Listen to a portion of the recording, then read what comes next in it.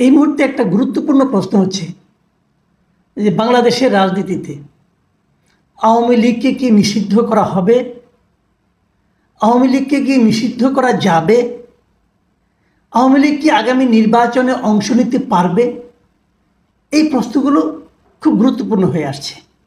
নির্বাচন যতই ঘনিয়ে আসতে থাকবে এই প্রশ্নগুলো বারবার বিভিন্ন ফোরামে, বিভিন্ন অ্যাঙ্গেলে, বিভিন্ন প্রক্রিয়ায় সামনে চলে আসবে এবং সেগুলোর উত্তর কী হবে তা নিয়ে কে কী উত্তর দিল তার উপর নির্ভর করে নানা ধরনের বিরোধও তৈরি হবে এবং এ নিয়ে রাজনীতি চলতে থাকবে।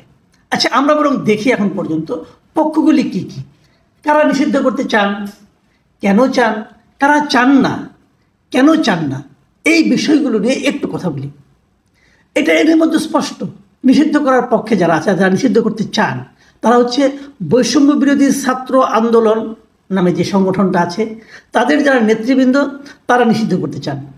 জাতীয় নাগরিক কমিটি যেটা আছে তাদেরই একটা ভাতৃপ্রতিম সংগঠন হতে পারে, তারা নিষিদ্ধ করতে চান এবং তাদের যে প্রতিনিধিরা সরকারের মধ্যে আছেন তারা নিষিদ্ধ করতে চান। এই চান, আর কাউকে চাওতে এখন মানে নিষিদ্ধ করতে চায় এরকম খুব একটা শুনি। বিএনপির দু একজন নেতা বিচ্ছিন্নভাবে কথা বলেছেন, তারাও বলেছেন আওয়ামী লীগকে নির্বাচন করতে দেওয়া হবে না, এরকম দু একজন বলেছেন, একদম বলেননি তা না, বলেছেন। কিন্তু বিএনপির কেন্দ্রীয় পর্যায়ের লিডার যারা আছেন, বেশ পলিসি মেকার যারা আছেন, যেমন তারেক রহমান, যেমন মির্জা ফখরুল ইসলাম আলমগীর, ওনাদের মুখে আমি কখনো নিষিদ্ধ করার কথা শুনিনি। ওনারা বারবার বলেছেন যে বিএনপি একটা Democratic party, liberal Democratic party, BNP এই ডেমোক্রেসি যে নর্মসগুলো আছে সবগুলো মেনে তারা রাজনীতি করতে চায়। ও কিন্তু স্পষ্ট, কারণ এই নর্মসের মধ্যে নিষিদ্ধ করার বিষয়টা নাই। যাই হোক, এগুলো আমরা চাই এবং তারপর কোনো পলিটিক্যাল পার্টিকে নিষিদ্ধ করা হবে কি হবে না সেটা জনগণের ব্যাপার। এখন বিএনপি এটা কেন চায় এটা তো সবাই জানে যে এই রাজনীতিতে বিএনপির সবচেয়ে বড় প্রতিদ্বন্দ্বী হচ্ছে আওয়ামী লীগ। গত 15.5 বছর 16 বছর ধরে বিএনপি বাংলাদেশের রাজনীতিতে সবচেয়ে বেশি অত্যাচারিত, নির্যাতিত হয়েছে আওয়ামী লীগের কাছে। তারপরও বিএনপি কেন চায় না, এটা একটা বিরাট বিশ্লেষণ। এই বিশ্লেষণটা আমি আগামী দিনের জন্য রেখে দিলাম। আগামী দিন যদি অন্য কোনো বড় খবর না থাকে এটা নিয়ে আমি কথা বলবো যে বিএনপি কেন আওয়ামী লীগের নিষিদ্ধ চায় না, এটা নিয়ে আলাপ করবো। এখন আমি বরং এই প্রসঙ্গে আসি যে কে কে চায়। জামাত মাঝে মাঝে চায়, মাঝে মাঝে চায় না। আমি যদি হিসাব করি তাহলে 40% সময় তারা চায় না, বলে এটা আমার কিছু করার নাই, যা হবার হবে। আবার 60% কিন্তু তারা বলে, তাদের নেতারা বলেন যে আমরা এটা নিষিদ্ধ চাই। আর সরকারের আগেই বললাম যে উপদেষ্টাদের মধ্যে মানে 3 জন উপদেষ্টাকে বলতেই শোনা গেছে তারা আওয়ামী লীগকে নিষিদ্ধ করতে চায়, আওয়ামী লীগ নির্বাচনে অংশ নিতে পারবে না, এই নিয়ে তারা হুঙ্কারও দিয়েছেন। সর্বশেষ দেখলাম সপ্তাহখানেক আগে বিএসএসের কাছে একটা ইন্টারভিউয়ে আসিফ মাহমুদ সজীব ভূঁইয়া স্পষ্ট বলেছেন যে আওয়ামী লীগকে নিষিদ্ধ করার জন্য নানা প্রক্রিয়া সরকার শুরু করে দিয়েছে। এটা কীভাবে শুরু করলো আমি জানি না, কারণ এর আগে কয়েক মাস আগে আমরা প্রফেসর ইউনূসকে শুনেছি, উনি বলেছেন, বিভিন্ন ফোরামে বলেছেন, বিভিন্ন পত্রিকাকে বলেছেন, বিভিন্ন মিডিয়াকে বলেছেন যে কোনো রাজনৈতিক দলকে নিষিদ্ধ করার কোনো ইচ্ছা তাদের নাই। এটা বলেছেন উনি। দ্য হিন্দু, ইন্ডিয়ার যে বিখ্যাত পত্রিকা দ্য হিন্দু, সেখানে উনি বলেছেন যে ওনারা কোনো রাজনৈতিক দলকে নিষিদ্ধ করতে চান না। আবার বিদেশি যারা আছে, যেমন ধরেন বিভিন্ন দেশের দূতাবাসে যারা নাকি কর্মকর্তা আছেন, তারা যতবার বাংলাদেশে বিভিন্ন ফোরামে কথা বলেছেন অথবা পররাষ্ট্র মন্ত্রণালয়ে গেছেন, যে সেখানকার যারা পররাষ্ট্র মন্ত্রণালয়ে যারা পররাষ্ট্র উপদেষ্টা আছেন তাদের সঙ্গে কথা বলেছেন, সেখান থেকে বের হয়ে যখন সাংবাদিকে তাকে জিজ্ঞাসা করেছে আওয়ামী লীগের নিষিদ্ধ করার সম্পর্কে, তারা কিন্তু স্পষ্ট বলেছেন যে আমরা চাই না, আমরা চাই যে সকল দল নির্বাচনে অংশ নিক এবং সকল দল অংশ নিয়ে একটা শান্তিপূর্ণভাবে একটা ইলেকশন হোক, এটা তারা বলেছেন। এটা বেশ কয়েকজনই বলেছেন। যুক্তরাষ্ট্রের যে মার্কিন পররাষ্ট্র দপ্তর তাদেরকেও প্রশ্ন করা হয়েছে, তারাও একই কথা বলেছেন যে সবাই অংশ নেই, তারপরে যারা হয় এবং সবাই যেন নির্বাচনে অংশ নেওয়ার সময় নির্বাচনী প্রচারণায় সমান সুযোগ পান, তারা এমন কথাও বলেছেন। তাহলে এই গ্রুপটা কেন তার নিষিদ্ধ চাচ্ছে এবং শেষ পর্যন্ত তারা নিষিদ্ধ করতে পারবে কিনা? দেখুন, গতকাল আপনাদের মনে আছে যে ওই গাজীপুরের ঘটনায় বৈষম্যবিরোধী ছাত্র আন্দোলনে একজন মারা গেল, ওই আকম মোজাম্মেল হকের বাড়িতে যে মারামারি ঘটনা, সেখানে আবুল কাশেম নামে একজন লোক, মানে তিনি বৈষম্যবিরোধী ছাত্র আন্দোলনের মানে আপনার মেম্বার ছিলেন, তিনি মারা যান। মারা যাওয়ার পর ওনার বুধবার দিন রাতে ওনাকে নিয়ে, ওনার কফিনটা নিয়ে মিছিল হয়, শহীদ মিনার থেকে শাহবাগ পর্যন্ত সেই মিছিলটা আসে। সেখানে তার জানাজা হয় এবং জানাজা হওয়ার আগ মুহূর্তে সেখানে দাঁড়িয়ে কিন্তু এই বৈষম্য বিরোধী ছাত্র আন্দোলন এবং জাতীয় নাগরিক কমিটির নেতারা বক্তব্য দেন এবং সেখানে বক্তব্য দেন হাসনাত আবদুল্লাহ, তারপরে নাগরিক কমিটির আখতার হোসেন, আবার ছাত্র আন্দোলনের আরিফ সোহেল, তারা বক্তব্য দেন এবং তারা সবাই বলেন যে তারা আওয়ামী লীগকে নিষিদ্ধ করেই ছাড়বেন। তাদের বক্তব্য হলো শেখ হাসিনা পালিয়ে গেছে, কিন্তু আওয়ামী লীগের দুর্বৃত্তরা দেশে রয়ে গেছে, তারা নানা ধরনের অন্যায় করছে, মানুষকে টর্চার করছে, এগুলো করছে। এবং তারই প্রমাণ হলো এই ছেলের মৃত্যু, আবুল কাসেমের মৃত্যু। অতএব আওয়ামী লীগকে নিষিদ্ধ করতে হবে। এবং এর বাইরেও বিভিন্ন জায়গায় আমি কয়েকটা দল, যেমন এবি পার্টির লিডারদেরকে আমি বলতে শুনেছি, ওনারাও কিন্তু নিষিদ্ধ চান। তো শেষ পর্যন্ত কি হবে? আমি সর্বশেষ আরেকটা ঘটনা বলি। কালকে জাতিসংঘের পক্ষ থেকে যে তদন্ত প্রতিবেদনটা দেওয়া হয়েছে, অনুসন্ধান প্রতিবেদন দেওয়া হয়েছে, সেখানে তারা কিন্তু স্পষ্ট করে অনেক কথা বলেছে। শেখ হাসিনা কীভাবে অতিরিক্ত বল প্রয়োগ করেছে, শেখ হাসিনা সরাসরি নির্দেশে কীভাবে মানুষকে খুন করা হয়েছে, সেখানে শেখ হাসিনাকে তার মন্ত্রীদের কাউকে সরাসরি গণহত্যার দায়ে অভিযুক্ত করা হয়েছে।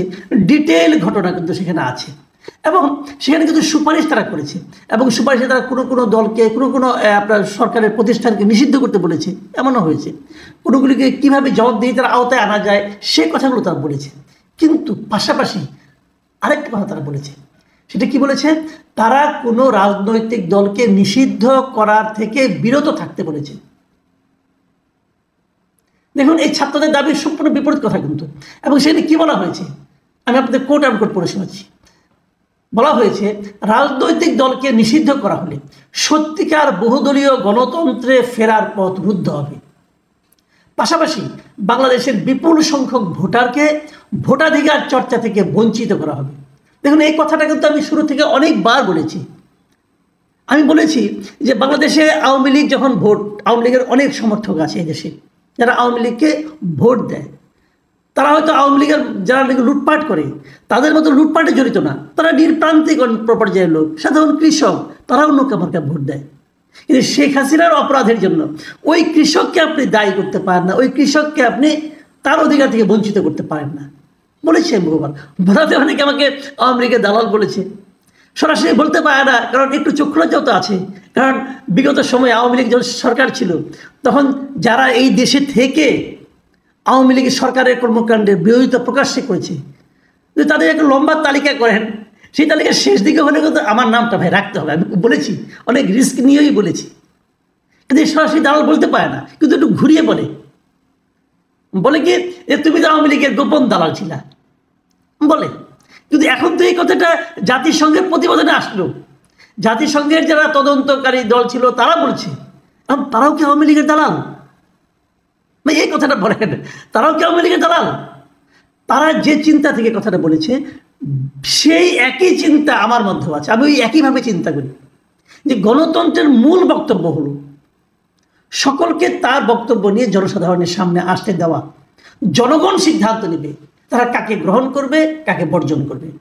বাংলাদেশে অনেক রাজনৈতিক দল হারিয়ে গেছে, অনেক দল, বড় বড় দল ছিল, হারিয়ে গেছে, খুঁজে পাবেন না। কেন পাবেন না? জনগণ প্রত্যাখ্যান করেছে। অনেকে আছে, এখন আমি বলি যে এই দেশে মুজাফর নেপ নামে একটা দল ছিল, অথবা ভাসানী নেপ নামে একটা দল ছিল। অনেকে আজকালকার জগতের ছেলেমেয়েরা হয়তো চিনবেনও না, এটা কোন দল ভাই? জনগণ এই দলকে আর গ্রহণ করেনি। মুসলিম লীগ একটা দল ছিল, যার নেতৃত্বে পাকিস্তান হয়েছিল, এত বড় দল হারিয়ে গেছে। তাকে কেউ নিষিদ্ধ করছে না? কেউ করেনি, হারিয়ে গেছে। জনগণ তাকে আর চায় না। সেভাবেই হারিয়ে যাবে যদি জনগণ না চায়। কিন্তু জনগণকে আপনি চাইতে দিবেন না, বলবেন যে আমি যা চাই তুমিও তাই চাও, তা তো হয় না রে ভাই। এই যে বিষয়টা জনগণকে বলা, তুমি তোমার মতো চাইতে পারবে না, আমি যা চাইবো তুমি সেটা চাইবা, যেটা নাকি গত 1 জানুয়ারি 2024 7ই জানুয়ারির যে নির্বাচনটা হয়েছিল, আওয়ামী লীগ কী করেছিল? আমরা বলেছিলাম যে আমি আর দামি নির্বাচন হচ্ছে। সেটার ব্যাপারে জাতিসংঘ কী বলেছিল, ইউরোপীয় ইউনিয়ন কী বলেছিল মনে আছে আপনাদের? বলেছিল যে ভোটারদের জন্য ভোট দেওয়ার জন্য পর্যাপ্ত সংখ্যক বিকল্প ছিল না। আমি বহুবার বলেছিলাম বড় লম্বা ব্যালট পেপার, কিন্তু আপনি যেখানেই সিল দিবেন ওইটাই আওয়ামী লীগ। যদি বিএনপি কেউ এখানে সিল মারতে যায় তার জন্য কোনো জায়গা নেই। এই একই কথাই এখনো হবে যদি আপনি আওয়ামী লীগ ইলেকশন করতে না দেন। তো তাহলে এদের যে বক্তব্যটা, এই বক্তব্যটা কিন্তু এই কথাটাই বলছি যে যদি এটা মানে কেবলমাত্র বহুদলীয় গণতন্ত্রে ফেরার পথ রুদ্ধ হবে না, সেই সঙ্গে কি হবে, বাংলাদেশের বিপুল সংখ্যক ভোটারকে ভোটাধিকার চর্চা করা থেকে বঞ্চিত করা হবে। এবং তারা আরো একটা কথা বলেছেন, এই জাতিসংঘের দল, তারা বলেছেন যে ভোটের আগে সব রাজনৈতিক দল যেন সমান প্রচারণার সুযোগ পায়, একই সঙ্গে নির্বাচনী প্রতিষ্ঠানগুলো যেন রাজনৈতিক প্রভাব মুক্ত হয়ে কাজ করতে পারে সেই বিষয়ে নিশ্চিত করতে হবে। সকলকে সমান সুযোগ দিবেন? আওয়ামী লীগকে সমান সুযোগ দিতে পারবেন?